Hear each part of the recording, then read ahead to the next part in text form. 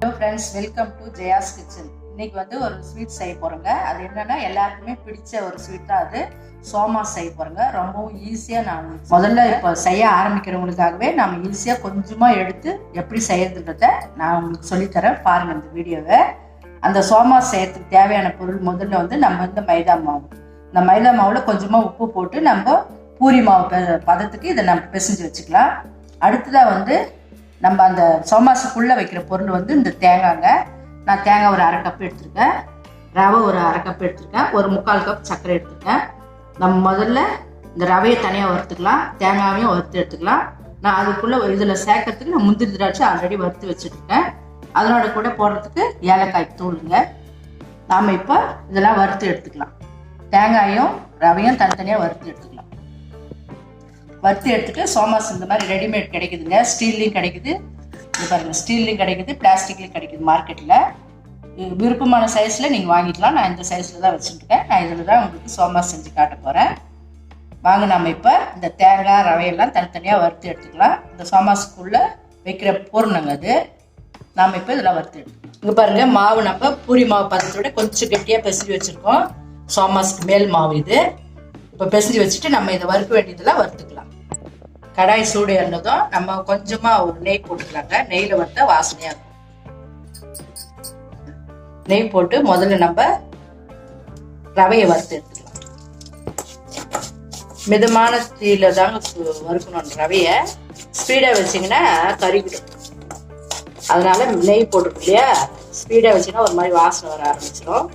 அதுக்காக மிதமான சூடுல மெதுவாக இந்த மாதிரி பாருங்க. இந்த அளவுக்கு நம்ம நெய் போட்டு பதமாக வறுத்து எடுத்துக்கோங்க ரவையை. பாருங்க, இப்போ நல்லா வாசனை வருது. நல்ல நெய்யில் வறுக்கிறதுனால நல்லா வாசனையாக இருக்குதுங்க. இதுதான் சோமாஸ்குள்ளே நம்ம ஸ்டவ் உள்ளே வச்சு பூரணம். இது நல்லா வறுத்தா தான் நல்லா வாசனையாக இருக்கும். இப்போ நம்ம இதை வேற ஒரு தட்டில் எடுத்து வச்சுக்கலாம். ரவை இந்த மாதிரி பதமாக வறுத்து எடுத்துக்கிட்டோம். இப்போ அடுத்ததான் தேங்காவை நம்ம வறுக்க போகிறோம். இதே மாதிரி நெய் போட்டு திட்டமாக சிம்மில் வச்சு நல்லா பதமாக வறுத்து எடுக்கணும். இதையும் இதுக்கும் ஒரு 1/2 டீஸ்பூன் போடுங்க. கொஞ்சம் தான் தேங்காய் வறுக்க போகிறோம் அதுக்கு. இப்போ நம்ம தேங்காவையும் அதே மாதிரி நல்லா வறுத்து எடுத்துக்கலாம். சோமாஸ்ன்றது நம்ம ரொம்ப நாள் வச்சு சாப்பிட்ற பொருள் இல்லையா, அதுக்காக இது ஈரத்தோடு போட்டால் கெட்டுடும். நம்ம நல்லா வறுத்து அதோட சேர்த்து ஆட் பண்ணோம்னா போடணும். ரொம்ப வாசனையாகவும் இருக்கும், ரொம்ப நாளைக்கு கெடாமலும் இருக்கும். சோமாஸ் எல்லாருமே விரும்பி சாப்பிடக்கூடியவங்க. நல்லா நெய்யில் வறுத்தாச்சுங்க தேங்காயெல்லாம். பாருங்க, நல்லா பொடி பொடியாக வறுத்துட்டாங்க. இந்த மாதிரி நல்லா தனித்தனியாக பொடி பொடியாக வரணுங்க. இதையும் சரியாக போச்சு. இப்போ நம்ம ஸ்டவ் ஆஃப் பண்ணிட்டு இதையும் நம்ம ரவையோட சேர்த்துக்கலாம்.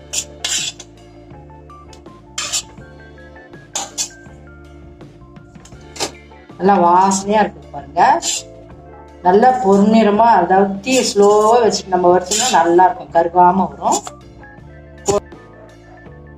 சர்க்கரையை நம்ம வறுத்து தேங்காய் ரவையோட அந்த சர்க்கரையை ஆட் பண்ணிக்கலாம். 1/2 கப் சர்க்கரை வச்சிருந்தே அது. இப்போ இது கூட நம்ம வறுத்து வச்சிருக்கிற முந்திரியை வந்து நம்ம பொடி பொடியா உடச்சி சேர்த்துக்கலாம்.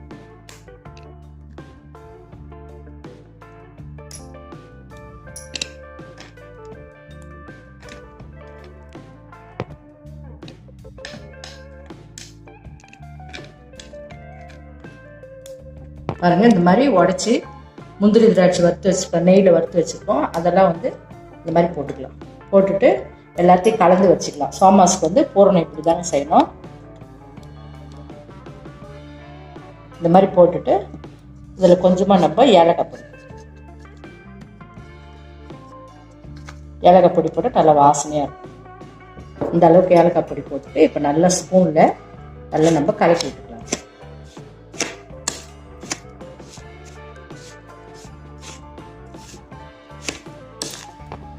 இந்த அளவுக்கு நல்லா கலந்துக்கணுங்க. பூர்ணத்தை கலந்தாச்சு. இப்போ நம்ம பூர்ணத்துக்கு மாவு பிசைஞ்சு வச்சுருக்கோம், மைதா மாவு. இப்போ அதை நம்ம தேய்ச்சி இந்த அச்சில் வச்சு நம்ம சோமாஸ் செய்யணும்.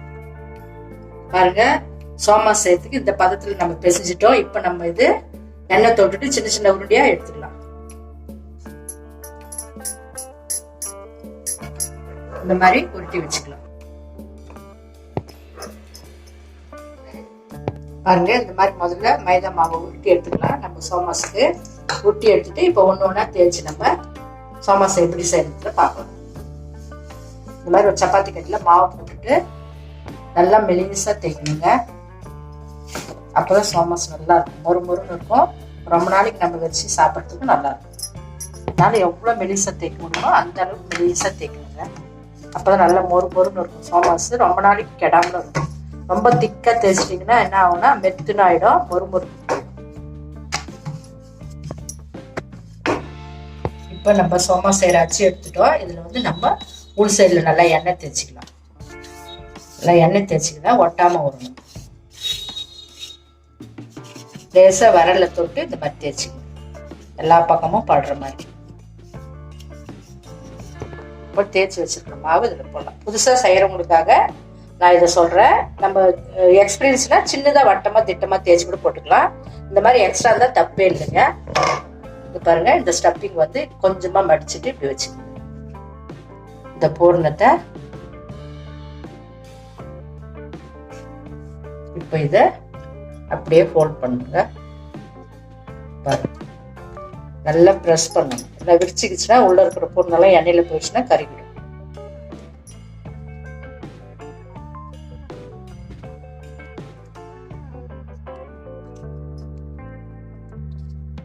இந்த மாதிரி நம்ம ஒன்று ஒன்றா செஞ்சு வச்சுக்கலாம். இந்த மாதிரி பூர்ணத்துக்குள்ள வச்சுங்க. வச்சுட்டு இந்த மாதிரி மூடும். இந்த மாதிரி மூடிட்டு நல்லா ப்ரெஸ் பண்ணணுங்க. இதை நீங்கள் நல்லா ப்ரெஸ் பண்ணிங்கன்னா தான் வெடிக்காமல் இருக்கும் எண்ணெயில் போடும்போது. இந்த மாதிரி தேவையில்லாத மாவுலாம் நம்ம எடுத்து வச்சுக்கலாம். பார்த்தீங்களா எவ்வளோ அழகாக வந்து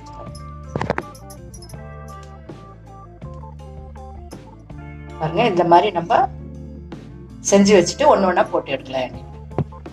பாருங்க, இந்த மாதிரி கூட கிடைக்குது. இது ஒரு மாடலாக இருக்கு பாருங்க.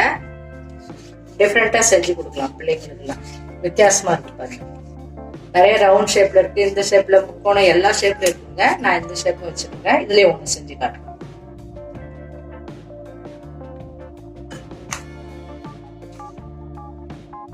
அப்படியே ஃபோல்ட் பண்ணுங்க.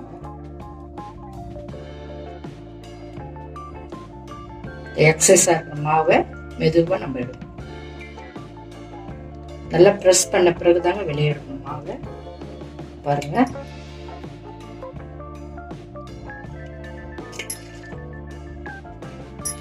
பாருங்க, இது ஒரு டிஃப்ரெண்டான ஷேப். பாருங்க, இந்த மாடல்ல உங்களுக்கு செஞ்சு காட்டுறேன். இன்னொன்னும்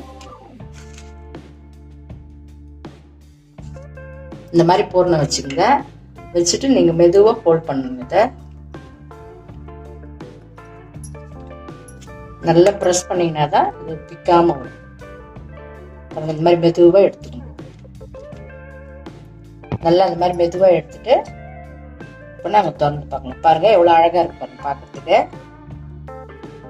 இது ஒரு மாடல். இது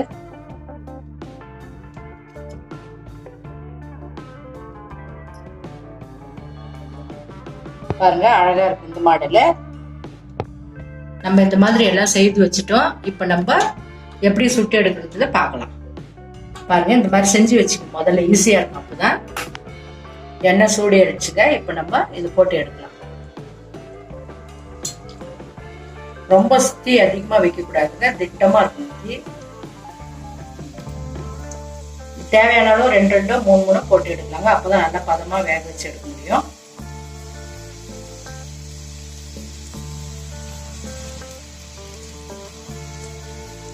ரொம்ப சூடு வைக்க கூடாது, திட்டமா வேக வச்சுட்டு நல்லா கோல்டன் கலர்ல எடுக்கணும்.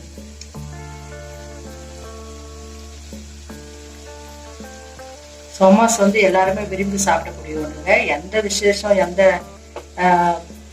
விசேஷம் வந்தாலும் சரி, அது முக்கியமா செய்ய வேண்டியது வந்து இந்த சோமாஸ் செஞ்சிருவாங்க. ஒரு பலகாரத்துல இந்த லிஸ்ட்ல இது இல்லாம இருக்காது. இது வந்து நான் தீபாவளி ஸ்பெஷலுக்காக உங்களுக்கு செஞ்சு காட்டுறேன்.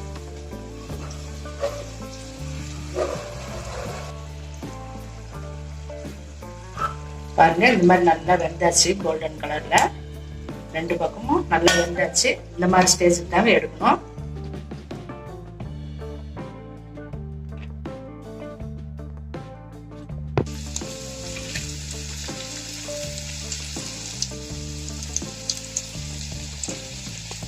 தீ வந்து ரொம்ப ஸ்பீடா வைக்கக்கூடாதுங்க. திட்டமா வேக வச்சா ரெண்டு பக்கம் ஒரே கலர்ல வேகும். இல்லை ஒரு பக்கம் தீஞ்சும் ஒரு பக்கம் வெள்ளையாகவும் இருக்கும். இந்த மாதிரி திட்டமான தீயில எந்த பலகாரம் செஞ்சாலும் ரொம்ப ஹை ஃப்ளேம்ல எப்பயுமே வச்சு செய்யக்கூடாதுங்க. பாருங்க, இந்த மாதிரி ரெண்டு பக்கமும் ஒரே மாதிரி வேகும். அப்பதான் நல்லா மொறுமொறுன்னு இருக்கும். சோமாஸ் ரொம்ப நாள் வச்சாலும் கெடாம இருக்கும். ஏன்னா நம்ம ஒரு பக்கம் வெந்து வேகாத மட்டும் ஒரு மாதிரி மைதா மாவு இல்லைங்களா, ஒரு ரப்பர் மாதிரி ஆயிடும் ஆரம்பிச்சு. பாருங்க, இது ரெடி ஆயிடுச்சு, எடுத்துடலாம். அடுத்ததான் இந்த மாடல் ரெண்டு போடலாங்க. இது டிஃப்ரெண்டா இருக்கு பாருங்க.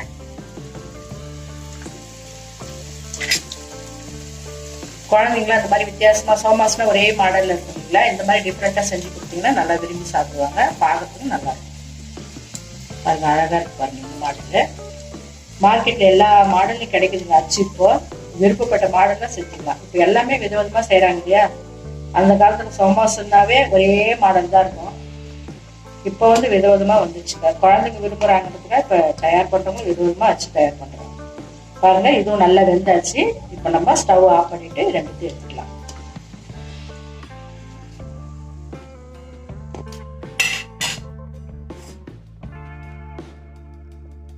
சோமாஸ் நல்லா வந்திருக்குங்க.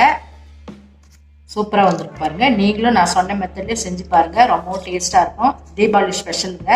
உங்களுக்காக தான் நான் இதை செஞ்சுருக்கேன். இங்க பாருங்க, இது வித்தியாசமான ஷேப்பு.